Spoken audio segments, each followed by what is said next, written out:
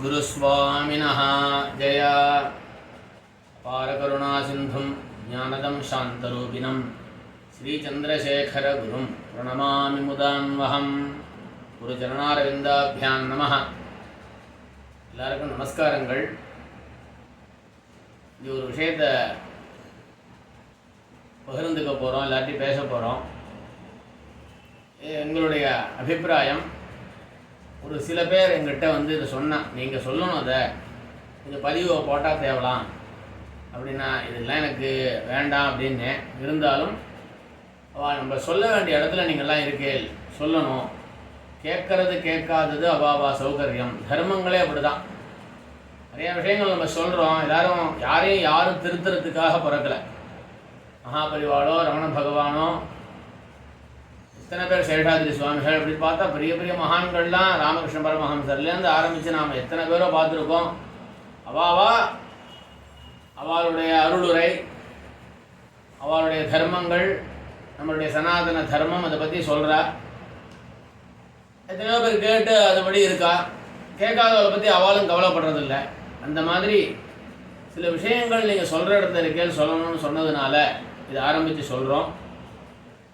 இதை எங்களுக்கு தெரிஞ்சதை எங்களுடைய இதில் சொல்கிறோம். அதை எல்லோரும் கேட்டுட்டா லோகத்துக்கு நல்லது, எல்லாருக்கும் நல்லது. அதற்காக சொல்கிறோம். ரொம்ப முதல்ல இன்றைக்கி ஆடி வெள்ளி, முதல் வெள்ளி. இன்றைய தினம் தட்சிணாயன புண்ணிய காலம். சூரிய பகவானுக்கு ஒரு உகர்ந்த நாள். அவர் வந்து கடகராசிக்கு இன்றைக்கி மாறுறார். சூரிய பகவானுடைய அந்த சங்கிரமணம் அது மாறுறார். அடுத்தது சதுர்த்தி விரதம், பிள்ளையார் சேர்ந்திருக்கார். இன்றைய தினம் வெள்ளிக்கிழமை அம்பாளுக்கு ரொம்ப ஆடி வெள்ளி விசேஷம். அப்படியாப்பட்ட ஒரு உசர்ந்த நாள். அடுத்த இரண்டாவது வெள்ளி மகாபரிவாளுடைய அனுஷ நட்சத்திரம். அன்றைய தினம் அனுஷ நட்சத்திரம் சேர்றது. குரு நமக்கு ஜெகத்குருவான பரிவாளுடைய ஒரு ஜென்ம நட்சத்திரம். மாதாந்திர நட்சத்திரம் தான், இருந்தாலும் அந்த அனுஷ நட்சத்திரமானது சேர்றது. மொத்தம் ஆடி மாதம் 5 வெள்ளி. முதல் வெள்ளி சதுர்த்தி விநாயகர், இரண்டாவது வெள்ளி காஞ்சி மகாபரிவா, மூன்றாவது வெள்ளி அடுத்த பெரியவா, புது பெரியவான்னு சொல்கிற ஸ்ரீ ஜெயேந்திர சரஸ்வதி சுவாமிகளுடைய வார்ஷிக ஜெயந்தி. மூணாவது வெள்ளி பெரிய விசேஷம். நான்காவது வெள்ளி ஆடி கிருத்திகை, சுப்பிரமணியர் சேர்றார். ஐந்தாவது வெள்ளி ஆடி பூரம், அம்பாளுக்கே உகர்ந்ததான ஆடிப்பூரம் அப்படின்னு இப்போ நிறையா கோயில்கள்லாம் வளகாப்பு இதெல்லாம் சாத்தி எல்லாம் பண்ணுறா. பொதுவாக வெள்ளிக்கிழமையே விசேஷம். அதில் ஆடி வெள்ளி, தை வெள்ளி ரொம்ப விசேஷம். அதில் இந்த மாதிரி இன்னும் தேவதைகளுடைய ஒரு திதியோ வாரங்களோ நட்சத்திரங்களோ எல்லோரும் சேரும் பொழுது ரொம்ப வசத்தியான நாளாக இருக்குது. இந்த ஆடி மாதமே வசத்தியாக இருக்குது. அதில் வெள்ளிக்கிழமை ரொம்ப வசத்தியாக இருக்குது. எல்லோரும் இன்றைய தினம் முதல் எல்லோரும் கோவிலுக்கெல்லாம் போகிறா. நிறைய ஜனங்கள் பாத யாத்திரை பார்க்குறோம். சமயபுரத்துக்கு ஜனங்கள் அப்படியே சாரையாக அப்படி போகிறா. எல்லோரும் ரொம்ப சந்தோஷமாக இருக்குது. எல்லோரும் இந்த ஒரு பக்தினால் லோகம் நன்னா இருந்து சனாதன தர்மம் உயர்வு தாழ்வு இல்லாமல், ஜாதி மத பேதம் இல்லாமல், உயர்வு தாழ்வு இல்லாமல் எல்லாரும் ஒற்றுமையாக நமது தர்மப்படி எல்லோரும் இருக்கணும். அதுக்கு எல்லோரும் பிரார்த்தனை பண்ணிப்போம். இப்போ இங்கே பேச வந்த விஷயம் என்னென்னா, இப்போ கடந்த ஒரு 20 நாளாக நமக்கு ரொம்ப சில பேர் சொன்னால் என்னுடைய அனுபவத்திலே இந்த விஷயங்கள் கண்ணில் பட்டது. ரொம்ப வருத்தமாக இருக்குது. இதை நாம் ஒவ்வொருத்தரும் மாற்றிக்கொள்வோம்.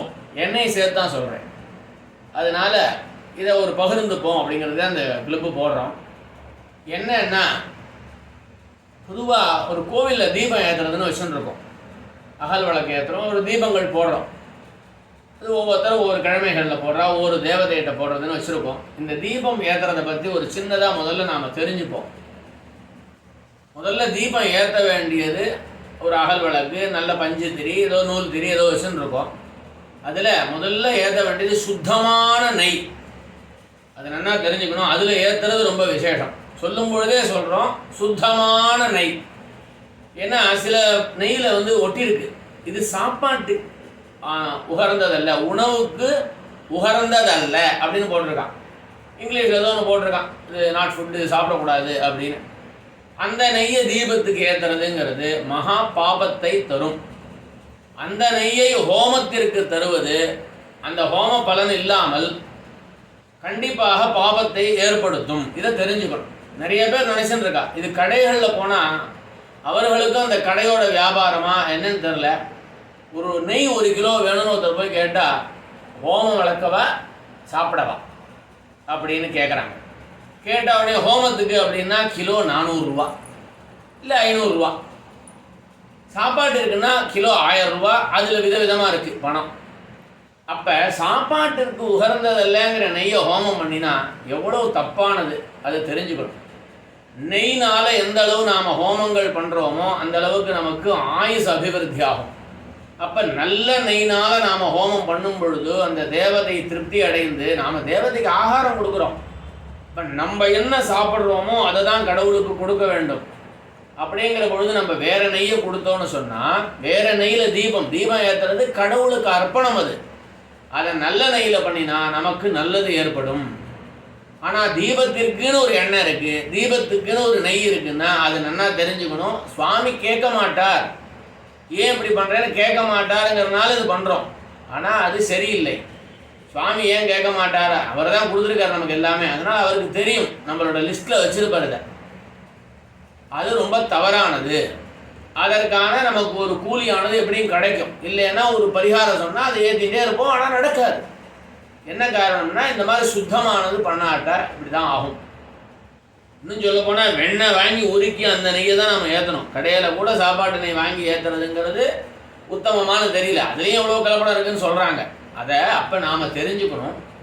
முடிந்த பர்யந்தம் இப்போ நாம் 100க்கு 100 எல்லாமே இன்றைக்கி பியூர் இல்லை. ஆனால் 100க்கு 90, 95, 99 இப்போ மார்க்கே எப்படி எடுக்கிறோம்? 99 வாங்கினா எவ்வளோ சந்தோஷமாக இருக்குது, 90 வாங்கினா ஒரு சந்தோஷம், 80னா என்னடா அது, 70. அப்போ இதே மாதிரி தான் நம்மளுடைய தெய்வ பக்திக்கும் அப்படி தான் மார்க். அந்த மார்க்குப்படி தான் நமக்கு பலன்கள் கிடைக்கும் அப்படிங்கிறது என்னுடைய அபிப்பிராயம். இதனால் முதல்ல ஏற்ற வேண்டியது நல்ல சுத்தமான நெய்யில் ஏற்றணும். அதற்கு நமக்கு சக்தி இல்லை, முடியாதவர்கள் எள்ளு அரைக்கப்பட்ட நல்லெண்ணெய், நல்ல எண்ணெய், நல்ல புரியுமா, அது பேரே பாருங்கள், நல் எண்ணெய். எப்படியாப்பட்ட பேர், எந்த இதுக்குமே இல்லாத ஒரு பேர் அது. எள்ளெண்ணெய்னு இல்லை, அது கடலெண்ணெய்க்கு கடலை எண்ணெய், கடலைனால் ஆட்டுனால. ஆனால் எள்ளுனால் ஆட்டும் போது மட்டும் நல்ல எண்ணெய்னா என்ன அர்த்தம்னா அதை போல் நல்லது உலகத்தில் கிடையாது. அதை தேய்ச்சி நல்ல எண்ணெயை நாம் தேய்ச்சி குடித்தோன்னா உடம்புக்கு ஆரோக்கியம். நல்ல எண்ணெயை நாம் உபயோகப்படுத்தினோன்னா உடம்புக்கு நல்லது, எள்ளு சம்பந்தமாக. அப்போ அந்த நல்ல எண்ணெயை தான் நாம் ஏற்றணும். தீபம் ஒரு கோவிலே இருக்கட்டும், வீட்டிலே இருக்கட்டும், தீபத்துக்குன்னு என்னத்தெல்லாமோ கலந்து வச்சுருக்கே, அது சரி கிடையாது. அதை ஏற்றுறதுனால எந்த பலனும் இருக்காது. அதனால் அடுத்ததாக நெய்க்கு அடுத்தது நல்ல எண்ணெய், அடுத்தது இழுப்ப எண்ணெய் அப்படின்னு ஒன்று இருக்குது, அதை ஏற்றலாம். அதில் சில சிரமங்கள் இருக்குது. ரொம்ப கெட்டியாகிடுறது, அதை காய்ச்சவும் முடியாது, வெயிலில் வச்சு அதை இழக்கணும். அதை ஏற்றினா ரொம்ப அந்த விளக்கு ரொம்ப அழுக்காது, அது ரொம்ப சிரமமாக இருக்குது. அதனால் இந்த 2 சுலபமான விஷயம், நெய்யும் நல்லெண்ணெயும், இதை ஏற்றினா ரொம்ப நல்லது. அதில் ஏற்றும் பொழுது நடுவில் இப்போ கடந்த ஒரு 4 வருஷம் 5 வருஷம் முன்னாடியே ரொம்ப வருத்தமாக இருந்தது எனக்கு.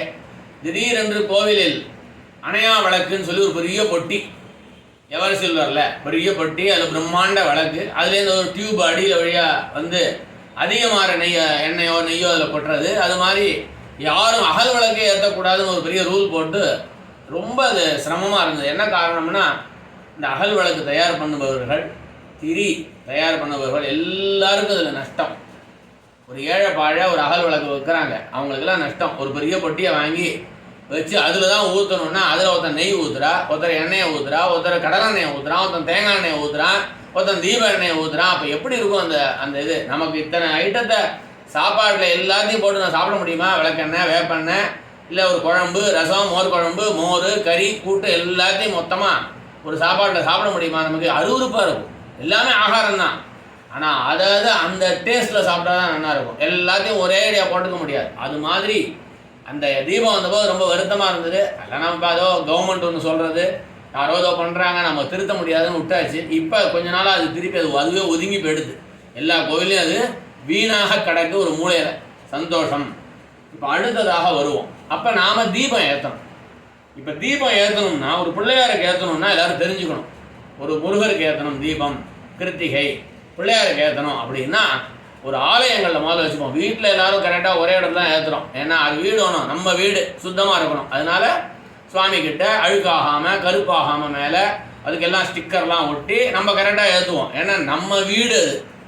கோவில் பொது கோவில், அது வந்து கவர்மெண்ட் கோவில் இல்லைன்னா ஏதோ ஒரு கோவில், அது நம்மளது இல்லை அப்படிங்கிற எண்ணம் நமக்கெல்லாம். வீடு மட்டும் நம்மளோடது. இப்போ ரோடே அப்படி தான். ரோட்டில் போகிற குப்பை என்ன, அது யாரோ ரோடு, அது நம்ம ரோடு நம்ம ஊருங்கிற எண்ணம் இருந்ததுன்னா அந்த குப்பை போட மாட்டோம். இது எங்கேயோ போட விஷயம். அதனால கோவில்களில் தீபம் ஏற்றுறது எப்படின்னா, சுவாமி சிவனுக்கோ மகாவிஷ்ணுவிற்கோ ஆஞ்சநேயருக்கோ பிள்ளையாருக்கோ ஏனி தெய்வத்திற்கு நாம் ஏற்றுறோம், ஆசையாக ஏற்றுறோம். இல்லை ஜோசியர் சொல்கிற இதை ஏற்றணும் அப்படின்னு. எத்தனையோ ஜோசியர் ரொம்ப கரெக்டாக சொல்கிறாங்க. எத்தனையோ ஜோசியர் இப்படிலாம் சொன்னால் தான் அவங்களுடைய தொழில் பெருகுங்கிறனாலே சொல்கிறாங்க. எல்லாரையும் குத்தம் சொல்ல முடியாது. நல்லவர்களும் இருக்காங்க, பிஸ்னஸ் மோடில் பண்ணுறவங்களும் இருக்காங்க. ஆனால் நாம் நல்லதை எடுத்துப்போம். அப்போ ஜோசியர் சொன்னால் கூட சனீஸ்வரன் அவர் காலுங்கிற தான் வைக்கணுமா, தட்சிணாமூர்த்தி கிட்ட தான் அந்த மூஞ்சி கிட்ட தான் வைக்கணுமா தீபத்தை, அந்த சந்நிதியில் கிடையவே கிடையாது. எல்லாரும் தெரிஞ்சுக்கணும். எந்த தெய்வத்துக்கு நாம் ஜோசியர் சொல்லியிருந்தாலும் சரி, நமக்கு பிடிச்சிருந்தாலும் சரி, எந்த தெய்வத்திற்கு விளக்கு ஏற்றணுமோ தீபம், அந்த தெய்வத்தை நினைத்து கொண்டு எங்கே ஏற்றினாலும் அந்த தெய்வத்துக்கு அது போய் சேரும், அனுகிரகம் கிடைக்கும். எப்படி போஸ்ட் பாக்ஸில் போஸ்ட் பண்ணி போடுறோம், அது கோயம்புத்தூரோ மெட்ராஸோ நம்ம அட்ரஸ் எழுதினா போகிறதோ, எப்படி ஒரு மணி ஆர்டர் போகிறதோ, எப்படி ஒரு ஜிபே இந்த நம்பரில் நம்பரை அனுப்பிச்சாலே பணம் போகிறதோ, யாருக்கு போகணுமோ யாருக்கா போய்டுறதா, இங்கேருந்து ஒரு நம்பரை போடுறோம் பணம் போயிடுறது. அது மாதிரி எந்த இடத்தில் நம்ம வீட்டிலையா இருக்கட்டும், கோவிலையா இருக்கட்டும், எங்கே வேணா இருக்கட்டும், நம்ம இந்த சுவாமிக்கு ஏற்றணும்னு போகிறோம், ஜோசியர் சொல்லி போகிறோம்னாலும் எந்த இடத்துல ஏற்றினாலும் அந்த கடவுளை நினைத்து கொண்டு அந்த கடவுள் ஸ்லோகத்தை சொல்லிக்கொண்டு தமிழிலோ சமஸ்கிருதத்திலோ எந்த பாஷையிலோ உங்களுக்கு எந்த பாஷை தெரியுமோ, ஒன்றுமே தெரியாது, பிள்ளையாரப்பா பிள்ளையாரப்பான்னு பிள்ளையார் நினைச்சுன்னு ஏற்றினாலே மகா கணபதி ஏற்று கொள்வார். முருகா முருகா முருகா முருகான்னு தீபம் ஏற்றினா முருகர் ஏற்றுப்பார். அப்போ இதை சரி பண்ணணும். அதனால ஒரு இடம் கோவிலில் எந்த ஆலயங்களிலும் ஒரு தனியாக இது இருக்குன்னு இடம் ஒதுக்கணும். நாமளே ஒரு ஆஸ்பெட்டா ஷீட்டோட ரூமாக இருந்தாலும் தப்பு இல்லை, இல்லை ஒரு ஓப்பனோ ஏதோ ஒரு நல்ல இடத்துல, அது வீணாக போகாத இடத்துல ஒரு ட்ரே, எவர்சிலரோ ஏதோ ஒரு ட்ரேல எல்லாரும் அங்கே ஏற்றுறது ரொம்ப நல்லது. இதை வந்து சொல்ல சொன்னாங்க. இந்த மாதிரி தீபத்தை கொஞ்சம் சொல்லுங்கோ. இதை இன்னொன்று ஒருத்தர் சொன்னதுக்காக நான் சொல்லலை. இவர் 25 நாள் முன்னாடி வெக்காளியம்மன் கோவில் பேருந்தேன் உறையூர். அங்கே ஒரு அபிஷேகத்துக்காக பேருந்தோம். நாங்கள் பணம் கட்டியிருந்தோம். அங்கே உட்காந்து ஸ்லோகம் சொல்லிட்டு இருக்கோம். பிள்ளையார் சன்னதியில் மேலே ஒட்டியிருக்கு, சன்னதியின் படியில் தீபம் ஏற்ற வேண்டாமே. சனீஸ்வரர் சன்னதியில் எழுதியிருக்கு. முருகர் சன்னதியில் ஒவ்வொரு சன்னதியிலையும் கம்ப்யூட்டரில் போட்டு அதை பிரிண்ட்டு போட்டு ஒட்டியிருக்கு. பிள்ளையார் சன்னதியிலேருந்து எந்தெந்த சன்னதியில் இந்த பேப்பர் இருக்கோ அந்த சன்னதிக்கு நேரம் ஒரு 10 விளக்கு தான் இருக்குது தீபம் குறைஞ்சது. அதை தாண்டிட்டு போவாங்களா யாராவது, உள்ளே போக முடியுமா, இல்லை அதை அணைக்கணுமா, அதை அள்ளி தூக்கி எறியணுமா? அந்த தீபத்தை அங்கே ஒர்க் பண்ணுறவங்க என்ன பண்ணுவாங்க, யாராக இருக்கட்டும், ஒரு தீபத்தை தாண்டலாமா? அதுவும் நம்ம எந்த ஒரு கஷ்டத்துக்கோ நல்லதுக்கோ ஏற்றுறோம். அப்போ அவங்க தாண்டினாங்களே அந்த பலன் இருக்காது. அவங்க அணைச்சாலும் நமக்கு பலன் போயிடும், தூக்கி எறிஞ்சாலும் பலன் போயிடும். அதே மாதிரி சண்டிகேஸ்வரர் கைத்தாப்பில் ஒரு துர்கை அம்மன் இருக்குது. அங்கே போய் ஒரேடியாக போய் ஏற்றுறாங்க. எலுமிச்சை விளக்கு அந்த விளக்குன்னு அந்த அம்பாள் கிட்ட வச்சு அது ஏதோ ஒரு துணி போட்டிருக்காங்க, துணி பிடிச்சிக்கிறது. அம்பாள் கால்களில் விட்டு அப்படி துணி பிடிச்சிருந்ததுன்னா யார் தீபம் ஏற்றி அது பிடிச்சிருந்ததோ அந்த தீபம் ஏற்றினவங்களுக்கு கண்டிப்பாக தீயினால் ஆபத்து வரும்.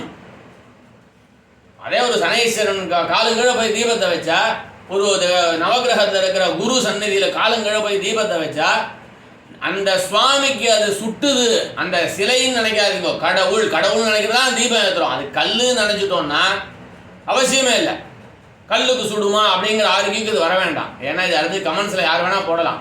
கடவுள் என்று நினைத்து கடவுள் என்று நம்பி ஏற்றுபவருக்குத்தான் இந்த பிரவச்சனம். இது கடவுளே இல்லை, இதெல்லாம் தேவையே இல்லை, இதெல்லாம் சும்மா இவங்க அட்வர்டைஸ்மெண்ட் பண்ணுறாங்கிறவங்க இதை பார்க்கவும் வேண்டாம், கேட்கவும் வேண்டாம், கமெண்ட் போட வேண்டாம். அப்போ இந்த நம்பிக்கை உள்ள ஏற்றும் பொழுது அந்த கடவுள்கிட்ட அந்த விக்கிரகத்துக்கிட்ட வைக்கும் பொழுது அந்த கடவுளுக்கு சுடுமா சுடாது. அந்த தெய்வ சாநித்தியம் உள்ள மந்திர ரூபமாக பிரதிஷ்டை பண்ண அந்த சுவாமிக்கு சுட்டுதுன்னா கண்டிப்பாக நமக்கு தீயினால் ஒரு சூடு ஏற்படும். வீட்டில் நம்ம குழந்தைக்கோ எதுக்காக பண்ணுறோமோ அந்த பலன் இருக்காது. அதனால் தயவு கூர்ந்து எல்லோரும் ஜோசியர்கள்ட்டையும் நாங்கள் பிரார்த்தனை பண்ணி கேட்டுக்கிறோம். ஜோசியர் சொல்கிறவங்க கோவிலை அசுத்தம் பண்ணாமல் தீபம் ஏற்றுங்கள் அப்படின்னு கொஞ்சம் சொல்லுங்க. ஒரே இடத்துல ஒரு பெரிய ட்ரே எல்லோரும் பண்ணலாம். அதே மாதிரி எங்கே ட்ரேவே இல்லையே அந்த கோவிலில் அப்படின்னு ஒன்று அடுத்து ஆரம்பிக்கக்கூடாது. ஒரு எல்லாரும் சேர்ந்து அந்த கோவிலில் இருக்கிற நம்ம சொந்தக்காரங்க சேர்ந்து இல்லை அந்த கோவிலோட குலதெய்வக்காரங்க சேர்ந்து ஒரு ட்ரே நாங்களே பண்ணி வைக்கலாம். ஆளுக்கு 20 ரூபா 10 ரூபா போட்டால் ஒரு 1000 ரூபா சேர்ந்ததுன்னா ஒரு ட்ரே அந்த கோவிலில் வைக்கலாம். அந்த ட்ரேயில் எல்லாரும் ஏற்றலாம்.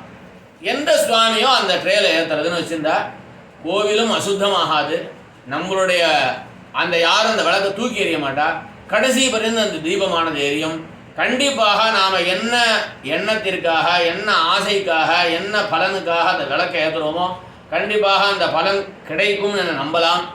ஆனால் இது மாதிரி மாற்றி நாம் பண்ணும் பொழுது பிள்ளையாருக்கு பின்னாடி ஏற்றுறேன் முன்னாடி ஏற்றுறேன்னு பண்ணி அந்த விளக்கை பாதியிலே அணையிற மாதிரி பண்ணி தூக்கி எறிகிற மாதிரி பண்ணி இது மாதிரிலாம் பண்ணும் பொழுது கண்டிப்பாக அந்த பலன் பாதியிலே நின்றுவிடும். நமக்கு ஒரு இன்டர்வியூக்கு போடுவோம், 21 நாள் ஏற்றுங்கிறாங்க, அது பாதியிலே அந்த விளக்கம் இருந்துச்சுன்னா அந்த இன்டர்வியூ நம்ம பாஸ் ஆக மாட்டோம். அப்புறம் வேலை கிடைக்கலையே, ஜோசியர் சொன்னார், ஜோசியர் மேலே தப்பு, ஜோசியர் மேலே தப்பே கிடையாது. அதனால் நாம் பண்ணுற காரியம் நியாய தர்மமாக இருந்தால் நல்லது.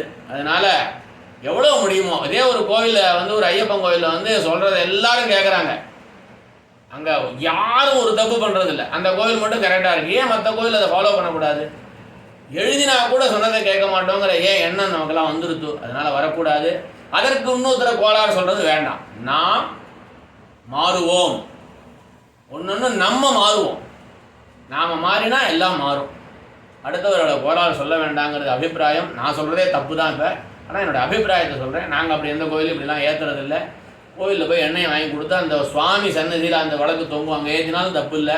நாம் தான் ஏற்றணுங்கிறது இல்லை, நாம் தான் ஏற்றணும், நம்ம கையினால் ஏற்றணுங்கிறதுனா அந்த மாதிரி ஒரு ட்ரே பண்ணி அந்த ட்ரே செய்து அந்த ட்ரேவில் எல்லோரும் ஏற்றி அது மாதிரி எல்லோரும் பண்ணும் பொழுது ஒரு துர்கை இந்த பிள்ளையார்கிட்டே துர்கையை நினச்சி ஏற்றலாம், தப்பு கிடையாது. ஒவ்வொரு இடத்துலையும் கோவிலில் வச்சு அந்த எல்லா பூஜகர்கள் வருத்தப்படுறாங்க, பூசாரி வருத்தப்படுறாங்க, எல்லா இடமும் ஏற்றுறாங்க, ஒரே எண்ணெயாகுது, ரொம்ப சிரமமாக இருக்குது அப்படின்னு இத்தனை பேர் வருத்தத்தை சம்பாதித்து கொண்டு இத்தனை சிரமத்தை கொடுத்து நம்ம தீபம் ஏற்றுறதுனால எந்த பலனும் அடைய போகிறதில்ல. அதனால் எல்லோரும் நன்னா இருக்கணும், நன்னா தீபங்கள். அதே மாதிரி இந்த அகல் விளக்கு வாங்கும்பொழுது அந்த ஏழை பாழையெல்லாம் பிழைப்பாங்க, திரி வாங்கும்போது அவள்லாம் பிழைப்பா. அதனால் நான் அதை ஏற்றக்கூடாதுன்னு சொல்ல மாட்டேன். ஏன்னா அவங்க வியாபாரிகளுக்கு இது மாதிரி ஒரு பெரிய வருமானம். அதனால் அவசியம் ஏற்றணும். எல்லோரும் கோவிலுக்கு போவோம். ஆடி மாதம், இந்த ஆடி மாதத்துலேருந்து பிரதிஜை பண்ணிட்டு முடிஞ்ச வரையும் இதை இப்போ எல்லாருக்கும் சொல்லுவோம். நாம் முடிஞ்ச வரையும் கண்டிப்பாக இதை இந்த ஸ்பீச்சு கேட்டவங்க நியாயம்னு உங்களுக்கு யாருக்கு தோன்றதோ தயவு செய்து எல்லாரும் ஒரே இடத்தில் ஒவ்வொரு கோயிலும் இப்போ நிறையா பண்ணுறாங்க. இந்த தீபம் ஏற்றுறதுக்குன்னு ஒரு இடம் வச்சாச்சு. இப்போ மாணிக்க விநாயகரில் பார்த்தா இந்த இடத்தில் மட்டும் தீபம் ஏற்றணும்னு போட்டிருக்கு, பெரிய ட்ரே இருக்குது, 500 விளக்கு இருக்குது. அதில் தப்பே. அது மாதிரி ஏற்றினா அந்த இடத்த மட்டும் சுத்தம் பண்ணால் போதும். பக்கம் பக்கமாக ஏற்றினா கருப்பாகி கோவில் வீணாக போய் எல்லாம் நடக்கிறது. அதெல்லாம் பண்ணாமல் அதே மாதிரி எல்லா கோவில்லையும் தயவுசெய்து செவுத்தில் கண்ணா பின்னான்னு பாஸ் ஆனோன்னா அவங்க அட்மிஷன் இதை எழுதுறது என்னெல்லாமோ எழுதுறது, இதெல்லாம் எழுதாமல் இருந்தால் ரொம்ப நல்லது. இதெல்லாம் எழுதக்கூடாது. நாம் பகவான்கிட்ட பிரார்த்தனை தான் பண்ணணும். இது மாதிரிலாம் அது குழந்தைகள் நிறையா எழுதுறது, அதனால் அவங்கள திருத்த முடியாது. இப்போதைக்கு நாம் சரியாயிட்டோம்னா எல்லாமே சரியாகும். படித்தவர்கள், பண்பாளர்கள், அனுபவம் உள்ளவர்கள், 20 வயசு ஆகிடுதுன்னா கண்டிப்பாக நமக்கு நல்ல புத்தி இருக்குது, இது தப்புன்னு தெரிகிறது அப்படிங்கிறவங்க தப்பு பண்ணாமல் வீட்டில் எல்லா இடத்துலையும் விளக்கேற்றுவோமா, வீட்டு வாசப்படிலாம் வச்சு தாண்டுவோமா, ஏற்றுறதில்ல. கார்த்திகை தீபம் கூட ஜாக்கிரதையாக ஓரத்தில் ஏற்றுறோம், வழியெல்லாம் ஏற்றுறோமா. அப்போ நம்ம கோவில் இப்படி பண்ணலாமா அப்படிங்கிறத யோசித்து எல்லாரும் எல்லா ஆலயங்களுக்கும் சென்று எங்கெங்கெல்லாம் தீபம் நமக்கு தெய்வங்களுக்கு போடணும்னு சொல்லியிருக்காங்களோ, ஜோசியர் சொல்லியிருக்காங்களோ அதெல்லாம் அந்த இடத்துல போடாமல் தனியாக அதற்குன்னு ஒரு இடம் ஏற்படுத்தி அந்த இடத்துல ஏற்றி ஆலயங்களை தூய்மையாக வச்சுப்போம், நம்மளுடைய மனசையும் தூய்மையாக வச்சுப்போம். எல்லாரும் எல்லா காரியமும் எல்லா பலனும் எல்லாருக்கும் கிடைத்து எல்லாரும் க்ஷேமமாக இருக்கணும்னு பிரார்த்தனை பண்ணிக்கிறோம். நம பார்வதி பதயே ஹர ஹர மகாதேவ.